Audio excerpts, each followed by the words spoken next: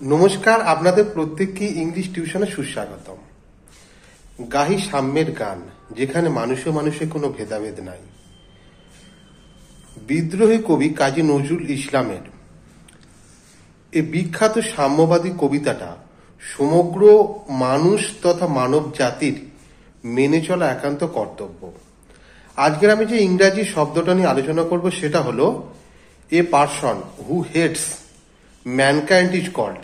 একজন ব্যক্তি যিনি মনুষ্য জাতিকে, শুধু মানুষ নয়, ম্যানকাইন্ড মনুষ্য জাতিকে ঘৃণা করেন, তাকে কি বলা হয়?